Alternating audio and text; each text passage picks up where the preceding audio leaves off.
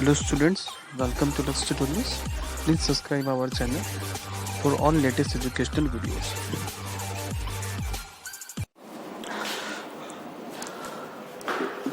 तो बच्चों अब हम लोग पहुंच चुके हैं केमिस्ट्री के जो चैप्टर अपने लोग पढ़ रहे हैं केमिकल इक्वेशन एंड रिएक्शन उसके लास्ट टॉपिक में। ठीक है, लास्ट टॉपिक है, चैप्टर फिनिश हो जाएगा आपका। ठीक है, 5 पार्ट में वीडियो बना है फर्स्ट चैप्टर का, ये 6th पार्ट होगा।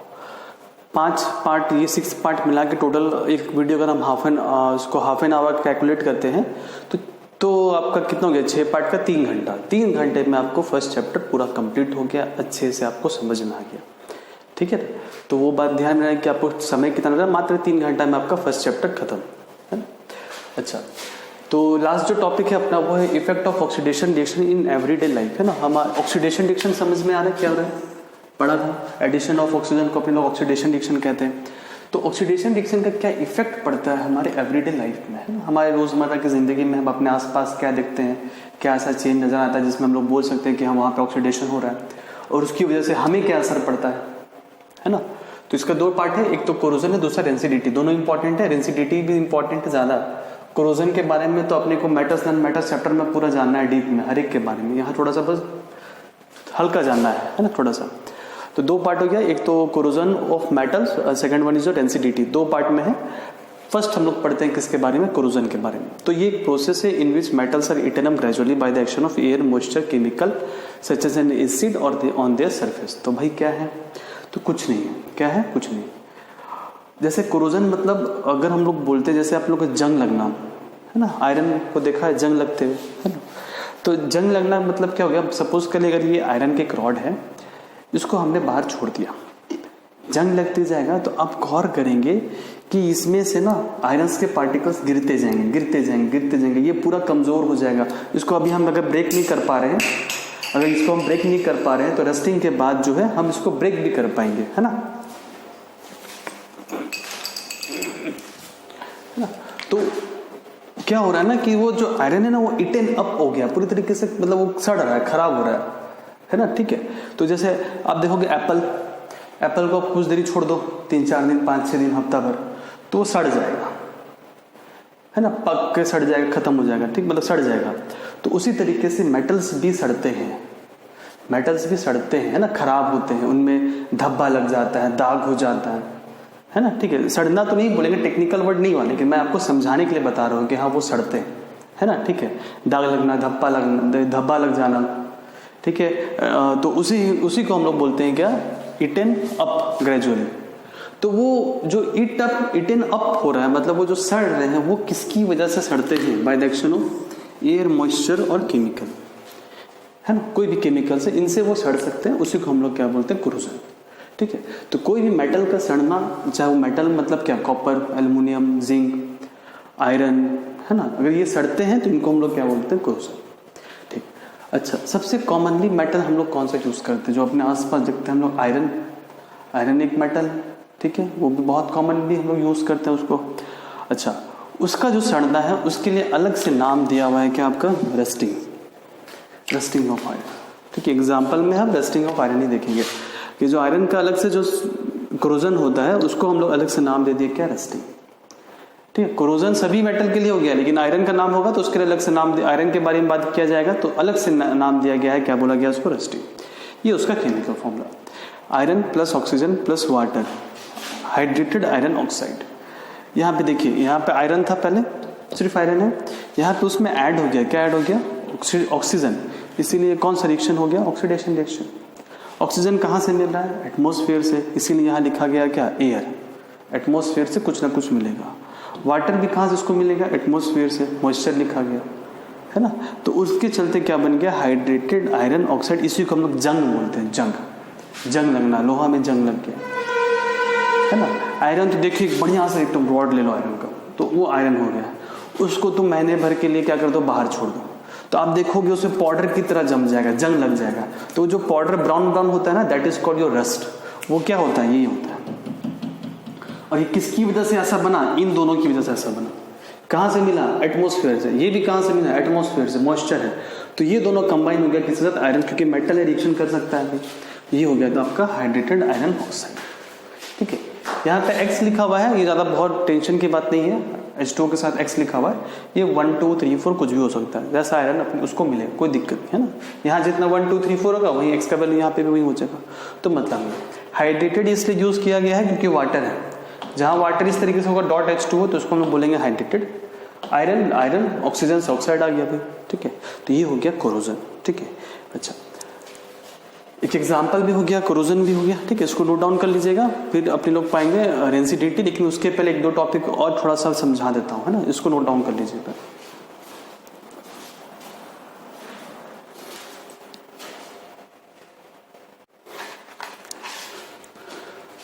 So the next topic is your rancidity. Next topic है रेंसिडिटी, और नेक्स्ट भी है और लास्ट भी है, चैप्टर का लास्ट टॉपिक, ठीक है। सो रेंसिडिटी क्या होता है, तो अपने लोगों ने देखा है क्या कि अगर हम फूड्स को, है ना, कई दिनों तक, जैसे जो फूड जैसे ऑयल वाला है ना, ऑयल है उसमें काफ़ी फैट्स है, तो उसको अगर हम कुछ देरी तक बाहर छोड़ दें 1-2 दिन तक तो वो ख़राब हो जाता है ना। वैसा फूड जिसमें ऑयल और फैट्स है उसकी बात हो रही है ना। एप्पल का बात नहीं हो रहा है कि एप्पल तो भाई चलो वो तो ऐसे भी ख़राब हो जाएगा, है ना, उसके बारे में बात नहीं हो रही। जिसमें ऑयल है और क्या है, फैट्स, उसके बारे में बात हो रही है, ठीक है। तो जब उनको हम कई लंबे समय तक अगर हम उनको किस में रख देते हैं, यहाँ पर क्या बोलते हैं, एयर, है ना, एटमॉस्फेयर में खुला छोड़ देते हैं तो वो खराब हो जाएगा, उसमें से स्मेल आएगा, है ना। That is called your rancidity, ठीक है। अब मैंने बोला कि एप्पल क्या है ना, कि एप्पल में क्या है कि वो फंगस लग जाता है ना, माइक्रो ऑर्गेनिजम्स उसमें ये अपना घर बना लेते हैं। फंगस देखिए ना, ठीक है, फफूंदी बोलते हैं जिसको हिंदी में अपने लोग, ठीक है। तो वो अलग चीज़ है और रेंसिडिटी अलग चीज़ है, दोनों अलग अलग चीज़ है ना। उस जगह पे क्या हो रहा है, एप्पल वाले केस में जैसे फफूंदी लगता है, फंगस लगता है, उसमें क्या होता है कि माइक्रो ऑर्गेनिजम्स वहाँ पे अपना डेरा डाल लेते हैं, है ना। लेकिन रेंसिडिटी में माइक्रो ऑर्गेनिजम्स के बारे में बात नहीं होगा, यहाँ पे रिएक्शन होता है। तो बच्चे कंफ्यूज करते कि सर वो भी क्या रेंसिडिटी है, नहीं वो रेंसिडिटी नहीं है ना, उसे रेंसिडिटी हम लोग नहीं कहेंगे, ठीक है। रेंसिडिटी में केमिकल रिएक्शन होता है और वो जो हो रहा है वहाँ पे वो माइक्रो ऑर्गेनिजम्स के चलते वो फल या फिर फ्रूट्स या फिर कोई भी ईटिंग आइटम्स वो खराब हो रहा है, ठीक है ना। तो इसीलिए जैसे एप्पल में तो ऑयल नहीं रहता है तो वहाँ पे माइक्रो ऑर्गेनिजम्स आ गए, है ना। तो ये थोड़ा डिफरेंस है दोनों के बीच में, है ना, क्या होता है। तो रेंसिडिटी क्या हो रहा था, condition produced by the aerial oxidation, तो oxidation of fats and oil in food. अगर किसी फूड में फैट्स और ऑयल है तो उस जगह पे अपने को समझ में आना है कि हाँ वहाँ पे क्या हो रहा है, रेंसिडिटी हो रहा है, खराब हो रहा है ना। जो हमारा जो भी खाने का आइटम है जिसमें फैट्स है वो खराब हो जाएगा, वो कहने के बात है, ठीक है। अच्छा, marked by the unpleasant smell in taste, उसका जाहिर सा बात है खराब हो गया तो वही स्मेल अच्छा आएगा नहीं, टेस्ट अच्छा आएगा नहीं, ठीक है। विश्वास ना हो तो आप खा के देख सकते हैं, but at your on risk, अपने रिस्क पे खाइएगा, मेरा नाम मत लीजिएगा, ठीक है। हालांकि खाने की जरूरत नहीं है बिल्कुल भी, है ना। तो marked by unpleasant smell in taste is called, इसको हम लोग क्या बोलते हैं, रेंसिडिटी ना। तो इसमें भी ऑक्सीडेशन आ गया, तो ऑक्सीडेशन का 2 इफेक्ट हुआ, first one is your corrosion, second one is your rancidity, है ना। खाना नहीं है, खराब खाना, ठीक है। अच्छा, तो ये तो अब बोलोगे सर आपका टॉपिक था कि effect of oxidation in our everyday life, हमारे जीवन में ऑक्सीडेशन से क्या असर पड़ता है। तो पहला था कोरोजन, भाई आयरन का हम लोग देखे थे रस्टिंग, तो रस्टिंग आयरन हमारे लिए अच्छा है कि बुरा, तो बुरा है ना भाई, है ना। अब ब्रिज बना दिया आयरन का, अल्ले 2 साल बाद वो जंग लग गया तो पूरा बर्बाद नहीं हो गया, तो भाई इफेक्ट करे ना हमारे एवरीडे लाइफ को, ठीक है। हम लोग आयरन का कई सारी चीज़ें यूज़ करते हैं, घर में बनाते हैं, घर में मतलब घर में आयरन यूज़ होता है, घर बिल्डअप करने में, बेंच हो गया, डेस्क हो गया, हर जगह आयरन है, जैसे एल्यूमिनियम, कॉपर, तो वो हमारे अफेक्ट करता है अपने को, ठीक है। वैसे रेंसिडिटी भी अफेक्ट करता है, भाई खाना बनाया गलती से बाहर छोड़ दिया, अगला सुबह देखा तो भाई खराब हो गया, तो ये तो गड़बड़ है ना। घर में मम्मी पापा डांटेंगे कि बदमाशी हो रहा है आप लोगों का। अच्छा, तो अब रेंसिडिटी से कैसे बचे हम लोग, ठीक। कुछ प्रिवेंटिव मेजर्स है, 1 2 3 4 5 पॉइंट यहाँ पे लिखा हुआ है कि रेंसिडिटी से कैसे बच सकते हो। तो भाई रेंसिडिटी हो क्यों रहा है वो देखना है। रेंसिडिटी हो क्यों रहा है, तो रेंसिडिटी होता है ऑक्सीडेशन की वजह से, है ना। जो एटमॉस्फेयर में ऑक्सीडेशन है वो अगर खाने को मिल जा रहा है, फूड आइटम्स को मिल जा रहा है, तो वो एटमॉस्फेयर के ऑक्सीजन के साथ कंबाइन होकर के खाने को खराब कर देता है ना, ठीक है। ऑक्सीडेशन रोकना है, तो ऑक्सीडेशन रोकना है तो मतलब ऑक्सीडेशन का दुश्मन चाहिए हमको। दुश्मन को क्या बोलते हैं हम लोग, एनिमी, है ना। या फिर अदर लैंग्वेज उसको हम लोग बोलते हैं एंटी है, एंटी, मेरा एंटी है मतलब मेरा दुश्मन है, मेरा उसका पटर नहीं खाता, है ना। तो खाने को मतलब खाना जो खराब हो रहा है, मेरा फूड आइटम जो भी खराब हो रहा है, वो किसकी वजह से हो रहा है? ऑक्सीडेशन की वजह से। तो हम ऐसा सब्सटेंस उसमें डाल देंगे, किसमें? फूड आइटम में, जो इस ऑक्सीडेशन को रोके, उसका दुश्मन हो। तो रोके, उसके लिए एक वर्ड यूज करते हैं, क्या? एंटीऑक्सीडेंट। वैसा केमिकल जो ऑक्सीडेशन को रोकेगा। तो antioxidants are substance which prevents oxidation. तो एंटीऑक्सीडेंट वैसे सब्सटेंस होते हैं जो ऑक्सीडेशन को प्रिवेंट करेंगे। अगर उसको हम ऐड कर देते हैं अपने फूड में, तो हमारा फूड जो है वो ऑक्सीडेशन होगा नहीं। ऑक्सीडेशन नहीं होगा तो वो खाना खराब नहीं होगा, है ना। तो जो पैक्ड आइटम्स आते हैं, है ना, वो जो जैसे आपका कोई भी पैक्ड फूड आइटम्स आता है, उसमें ये डाला जाता है एंटीऑक्सीडेंट, ताकि वो खराब ना हो, ना। अच्छा, second one, by packaging fat and oil containing foods in nitrogen gas, है ना। जो भी कोई भी फैट्स ऑयल का फूड है, अगर उसको नाइट्रोजन गैस में हम पैक कर देते हैं, उसको हम लोग बोलते हैं क्या? तो हम लोग रेसिडिटी से बचा सकते हैं। एग्जाम्पल, चिप्स तो खाए होंगे, लेस, कुरकुरे, है ना, ठीक है। तो जितने भी चिप्स आते हैं, जो भी, ठीक है, तो उनको अपने लोग कंपनी क्या करती है कि उनमें नाइट्रोजन गैस फिलअप करती है, जो फुला हुआ रहता है ना हमेशा, है ना। तो उससे क्या होता है कि वो फूड आइटम्स ऑक्सीडेशन नहीं होता। फूड आइटम्स का जो चिप्स अंदर है, चाहे वो कोई भी हो, चिप्स जो है अंदर, वो उसका ऑक्सीडेशन नहीं होगा। क्यों? क्योंकि उस पैकेट के अंदर ऑक्सीजन है ही नहीं। उस पैकेट के अंदर कौन सा गैस फिलअप कर दिया? नाइट्रोजन। और नाइट्रोजन जो है वो बचाता है ऑक्सीडेशन से, तो अपना जो चिप्स होता है वो बच जाता है, हम लोग मजे से खा लेते हैं। Third point, by keeping food items in refrigerator. खाने को फ्रिज में रखिए, ठीक है। तो बचपन से देखते हैं घर में फ्रिज है ना। ये क्या करता है कि ठंड, जब मौसम, जब क्या बोलते हैं, मौसम क्या बोलते हैं, फ्रिज के अंदर काफ़ी टेम्परेचर कम रहता है, तो ऑक्सीडेशन का प्रोसेस काफ़ी स्लो हो जाता है। जो ऑक्सीडेशन 3 घंटा में होगा, उस ऑक्सीडेशन को होने में, रिएक्शन होने में एक दिन लग जाए, तो अपना खाना लंबे समय तक चलता है।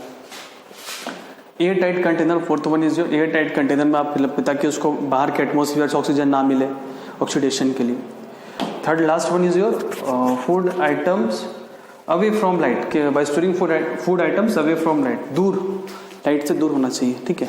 तो आपके घर में जो भी स्टोर रूम होता होगा, तो आप देखते होंगे कि वहाँ कभी मतलब काम, गेट दरवाज़ा खोलना है, लाइट ऑन करना है, काम हो गया मेरा, जो सामान ना ले लिया, फिर ऑफ करके दरवाज़ा बंद कर देते हैं, ठीक है। ऐसा क्यों करते हैं? क्योंकि बाहर का भी लाइट, अंदर चलिए बिजली तो बचा रहे हैं आप, लाइट ऑन कर रहे हैं, ऑफ करें, वो तो बिजली बचा, लेकिन दरवाज़ा खुला भी नहीं रहता है। स्टोर रूम का गेट हमेशा क्या रहता है? बंद रहता है, ठीक है, ताकि बाहर का लाइट अंदर ना जाए और मेरा जो फूड आइटम्स है वो उसको ऑक्सीडेशन के लिए सही एटमॉस्फेयर, सही टेम्परेचर ना मिल पाए, ठीक है। तो ये रेंसिडिटी है, और ये आपका फर्स्ट चैप्टर हो गया खत्म, पूरे तरीके से खत्म हो गया। अपने लोगों ने क्या क्या टॉपिक पढ़ा, थोड़ा सा रिवाइज कर लेते हैं वर्बली। पहला था केमिकल रिएक्शन, ठीक है, उसमें अपना लोग मैग्नीशियम का एग्जांपल देखा था, magnesium burns with oxygen to form magnesium oxide. Second one is characteristics of chemical equation, evolution of gas, formation of precipitate, change in colour, change in temperature, change in state, ये 4-5 चीजें थी। Chemical equation पढ़ा, balance unbalance देखा, ठीक है। Types of फिर एक बची, हाँ, how to make chemical equation more informative, कैसे कैसे केमिकल इक्वेशन को ज़्यादा इन्फॉर्मेटिव बना सकते हैं, by indicating state, by indicating conditions, by indicating, और क्या बच गया, हाँ, हीट चेंज, 3 था, है ना। ऐसे कहानी टाइप पे याद रखना है। फिर अपना उसके बाद क्या आया था भाई, types of chemical equation, combination reaction, decomposition reaction, displacement reaction, double displacement, last one redox था। अब ये उसके बाद जो है इफेक्ट ऑफ ऑक्सीडेशन, जिसमें कोरोजन और एसिडिटी आता है, ठीक है। तो सभी का जो 2 एग्जाम्पल पक्का याद रखिएगा, हर एक रिएक्शन का 2 एग्जाम्पल, जिस तरीके से बताया गया उस तरीके से। तो ये चैप्टर आपका हो गया पूरे तरीके से कंप्लीट। आपको चैप्टर पूरे अच्छे से समझ में आएगा, कैसा लगा चैप्टर प्लीज कमेंट बॉक्स में बताइएगा लिख करके, ठीक है। और इसको नोट डाउन कर लीजिए, ये लास्ट टॉपिक था आपका। अच्छा, एक चीज और है ना, जैसे एनसीईआरटी का इंटेक्स्ट और जितना भी एक्सरसाइज क्वेश्चन है वो जरूर बनाना है, कुछ नहीं छोड़ना है एनसीईआरटी का, है ना।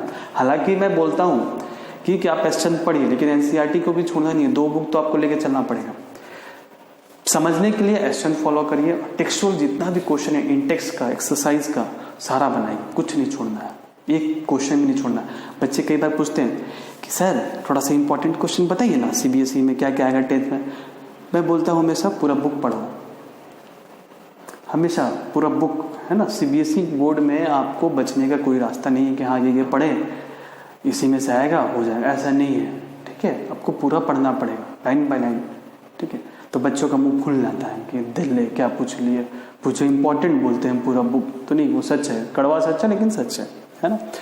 अच्छा, एक और वीडियो बनाऊंगा मैं इस चैप्टर का। सोच रहा हूँ कि जैसे जो टफ क्वेश्चंस होते हैं एक्स वाई वाला, जैसा एक एग्जाम्पल अपने लोगों ने देखा था कुछ वीडियो, 1-2 वीडियो पहले, मतलब शायद पार्ट 2 या पार्ट 3 में होगा, तो उस तरह का क्वेश्चन एक्स वाई वाला 1-2 और हम लोग मतलब 3-4 डिस्कस करेंगे नेक्स्ट वीडियो में, है ना। ठीक है, इसको नोट डाउन कर लीजिए और प्लीज़ कमेंट बॉक्स में बताइए कि आपको चैप्टर समझ में आया है या नहीं आया है।